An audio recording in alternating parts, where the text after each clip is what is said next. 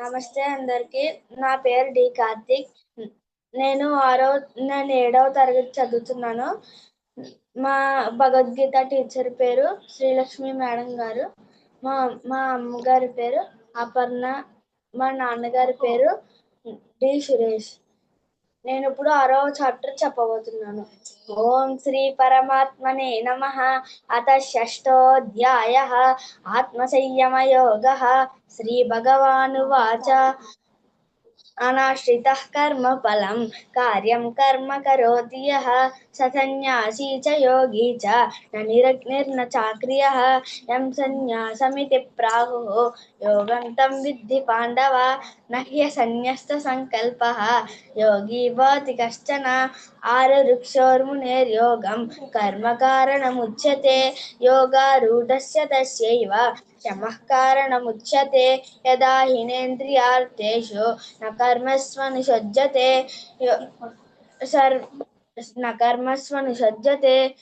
సర్వసంకల్ప సన్యాసి యోగారూఢస్తదోచ్యతే ఉద్ధరేదాత్మనాత్మానం నాత్మానమవసాదయేత్ ఆత్మైవ హ్యాత్మనో బంధుః ఆత్మైవ రిపురాత్మనః బంధురాత్మాత్మనస్తస్య ఏనాత్మైవాత్మనా జితః అనాత్మనస్తు శత్రుత్వే వర్తేతాత్మైవ శత్రువత్ జితాత్మనః ప్రశాంతస్య పరమాత్మా సమాహితః శీతోష్ణ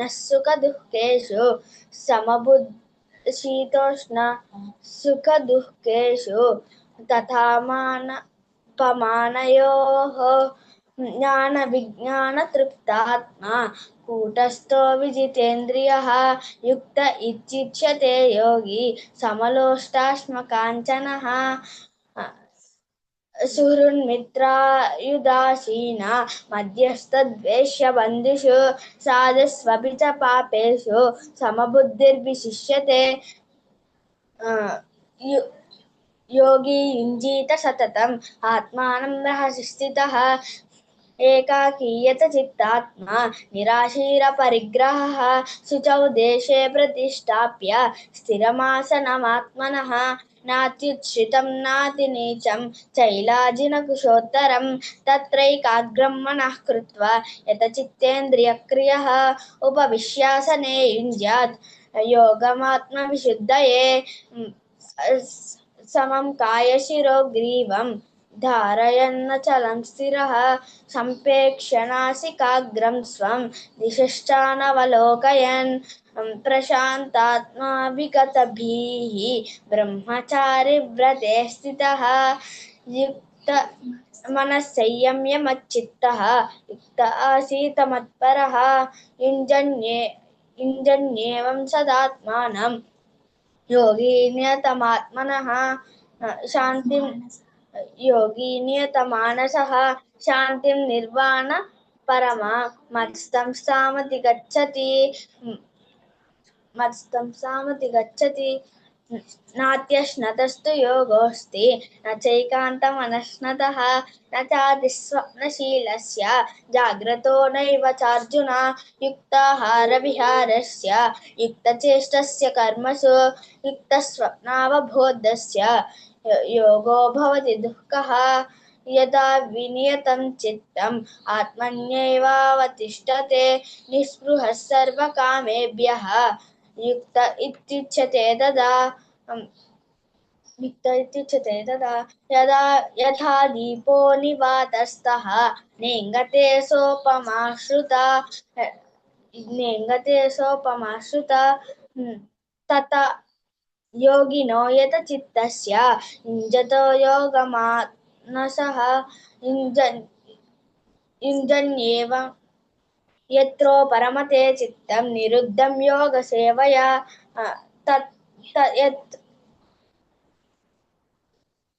యత్ర చైవాత్మనాత్మానం పశ్యన్నాత్మని తుష్యతి సుఖమాత్యంతికం యత్తత్ బుద్ధిగ్రాహ్యమతీంద్రియం ఏతి యత్ర న చైవాయం స్థితశ్చలతి తత్వతః యం లబ్ధ్వా చాపరం లాభం మన్యసేనాధికం తతః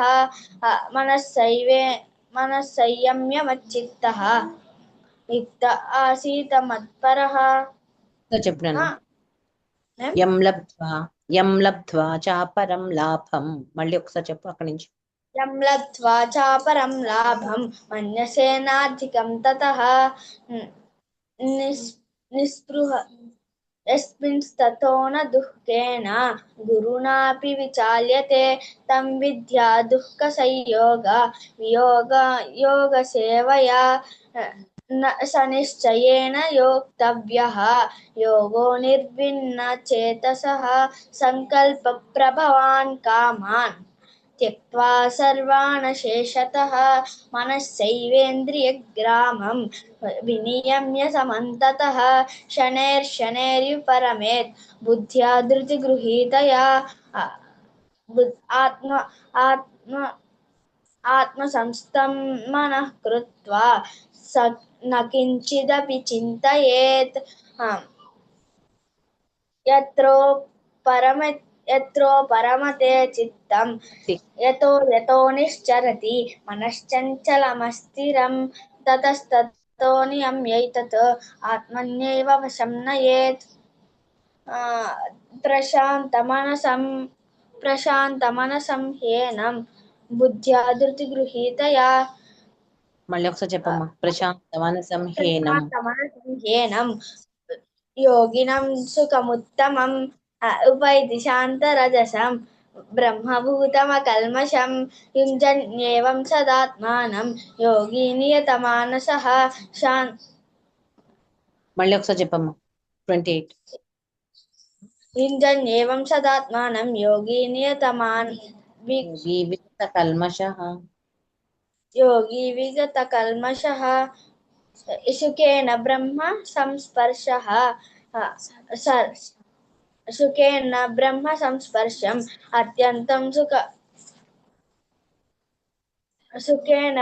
సంస్పర్శం అత్యంతం సుఖముత్తమం సర్వభూతస్థమాత్మానం సర్వభూతాని చాత్మని ఈక్షతే యోగయుక్తాత్మా సర్వత్ర సమదర్శనః ప్రశాంతాత్మ యో మాం పశ్యతి సర్వత్ర సమం పశ్యతి సర్వం చ మయి పశ్యతి తస్యాహం నిగ్రహం మన్యే తస్యాహం న ప్రణశ్యామి స చ మే న ప్రణశ్యతి సర్వభూతస్థితం యో మాం భజత్యేకత్వమాస్థితః సర్వదా వర్తమానోऽపి స యోగి మయి వర్తతే ఆత్మౌపమ్యేన సర్వత్ర సమం పశ్యతి అర్జున సుఖం వా యది వా దుఃఖం స యోగి పరమో మతః.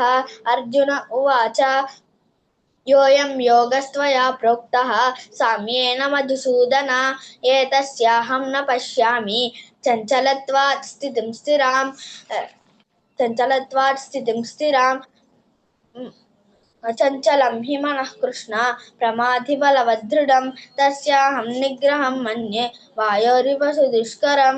శ్రీభగవానువాచ అసంశయం మహాబాహో మనో దుర్నిగ్రహం చలం అభ్యాసేన తు కౌంతేయ వైరాగ్యేన చ గుహ్యతే అసంయతాత్మనా యోగః దృష్పాప ఇతి మే మతిః పశ్యాత్మనా తు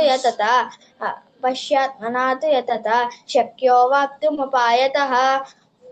అర్జున ఉవాచ అయతి శ్రద్ధయోపేతః యోగాచ్చలితమానసః అప్రాప్య యోగ సంసిద్ధిం కాంగతిం కృష్ణ గచ్చతి కచ్చిన్నో వయ విభ్రష్టః చిన్నాభ్రమివ నశ్యతి అప్రతిష్టో మహాబాహో విమూఢో బ్రహ్మణః పతి. ఏతన్మే సంశయం కృష్ణ చేత్తుమర్హస్య శేషతః త్వదన్య సంశయస్యాస్య చేత్తానహ్యుపపద్యతే.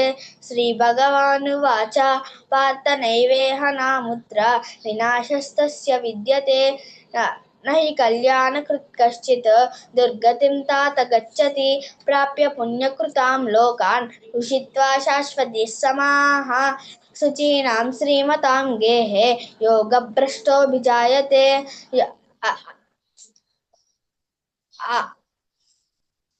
అథవా యోగినామేవ కులే భవతి ధీమతాం ఏతద్ధి దుర్లభతరం లోకే జన్మ యదీదృశం తత్ర తం బుద్ధి సంయోగం లభతే పౌర్వదేహికం.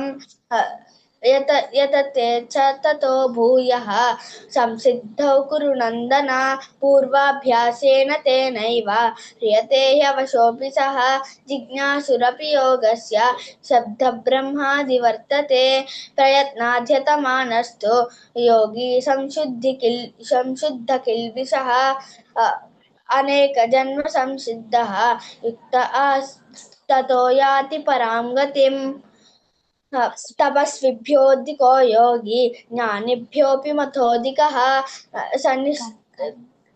कर्मभ्यश्चाधिको योगी तस्माद्योगी भवार्जुन योगिनामपि सर्वेषां मद्गतेनान्तरात्मना श्रद्धावान् भजते यो मां समेक्ततमो मतः ॐ तत्सदिति श्रीमद्भगवद्गीतासु उपनिषत्सु ब्रह्मविद्यायां योगशास्त्रे श्रीकृष्णार्जुनसंवादे आत्मसंयमयोगो नाम षष्ठोऽध्यायः जय गुरुदत्तं జై గురుదత్తమ్మ. మహాప్రాణాలు ఏం చెప్పట్లేదురా నువ్వు. మహాప్రాణాలు చెప్పాలి. అన్ని మహాప్రాణాలు వదిలేసావు. ఎక్కడో ఒక దగ్గర చెప్పావు అంతే. మహాప్రాణాలు అస్సలు మహాప్రాణాలు పలకట్ల. నెక్స్ట్ 13 శ్లోకంలో సంప్రేక్ష్య, అది రకారం వినిపించట్ల. సంపేక్ష్య అంటున్నావు చూడు. సంపేక్ష కాదు, సంప్రేక్ష్య. 13 థర్డ్ పాదంలో సంప్రేక్ష్య. సంప్రేక్ష్య నువ్వు ఫ్లోలోని సంపేక్ష అంటున్నావు. సంపేక్ష కాదు, రకారం వినిపించట్లా. మళ్ళీ 9 వద్దమ్మా. 9 చూ విని మిస్టేక్స్ ఉన్నాయి ఎక్కువ. 19 చూడు. 19 లో శృత అంటున్నావు. యథా దీపో నివాతస్థః నేంగతే సోపమా స్మృత కదా. శృత అంటున్నావు, శృత కాదు. ఎమ్మ మిస్ చేసేస్తున్నావు. మా ఒత్తు మిస్ చేసేస్తున్నావు చూడు. స్మృత అదొకటి చూసుకో. నెక్స్ట్ 22 లో మన్యసే అంటున్నావు నాన్న. మన్యసే కాదు. యం లబ్ధ్వా చాపరం లాభం మన్యసే చెప్తున్నావు. నెక్స్ట్ 23 లో తం విద్యా దుఃఖ సంయోగ వియోగ చెప్తున్నావు. వియోగం గం చెప్పాలి. వియోగం. నెక్స్ట్ 25 శనైష్ రుపరమేత్. మొత్తం వినిపించట్లా. ఫస్ట్ పాదం చూసుకోవాలి. నెక్స్ట్ 28 మొత్తం కన్ఫ్యూజన్ అయిపోయావు. తప్పు చెప్పావు ఆ శ్లోకం అంతా. యుంజన్నేవం చెప్తావు ఒకసారి. యుంజన్నేవం సదాత్మానం చెప్పు. युञ्जन्नेवं सदात्मानं योगी विगत कल्मषः सुखेन ब्रह्म संस्पर्शम् अत्यन्तं सुखमश्नुते. ఇంతకు ముందు ఒత్తు పాదం తప్పు చెప్పావు. సుఖేన బ్రహ్మ సంస్పర్శ అంటున్నావు. విసర్గలు పెట్టావు. యోగి విగత కల్మషాకి నియత మానస చెప్తున్నావు. మొత్తం 28 శ్లోకం ఫుల్ గా చూసుకో. అదంతా కన్ఫ్యూజన్ అయ్యావు. నెక్స్ట్ 36 చూడు. 36 లో దుష్ప్రాప నువ్వేమంటున్నావు? దుష్పాప అంటున్నావు. దుష్పాప ఇతిమే మతి అంటున్నావు. ఓకేనా. మిగతావి అయితే మహాప్రాణాలు అయితే అస్సలు వినిపించలేదు. నెక్స్ట్ ఏం టెస్ట్ ఇచ్చేటప్పుడు మంచిగా మహాప్రాణాలు బాగా ముందు చదివేటప్పుడే చెప్తున్నాను కదా. చదివేటప్పుడు మంచి చూసుకోవాలి. చూసి చదవాలి. చాప్టర్ ఫుల్ చూసి చదవాలి. కన్ఫ్యూజన్ పడకూడదు. చూసి చదివితేనే బాగా వస్తుంది. చూడకుండా చదివేసామంటే అన్ని మిస్ చేసేస్తాం. చాలా మిస్టేక్స్ ఉన్నాయి. నెక్స్ట్ మళ్ళీ ఒకసారి చూసుకో మంచిగా. ఎందుకంటే మాడ్యూల్ వచ్చినప్పుడు నీకు కొంచెం ఇబ్బంది అవుతుంది కదా, ప్రాబ్లం అవుతుంది కదా. అందుకని మళ్ళీ చూసుకోవాలి. చాప్టర్ బాగా చూసుకొని ప్రిపేర్ అవ్వి అప్పుడు మాడ్యూల్ ఇచ్చేటప్పుడు చూసుకో. నెక్స్ట్ చదువుకుంటా ఉండాలి. అప్పుడప్పుడు చదువుకుంటా ఉంటే సరే. బాగానే చెప్పావు. Very good. జై గురు. జై గురు.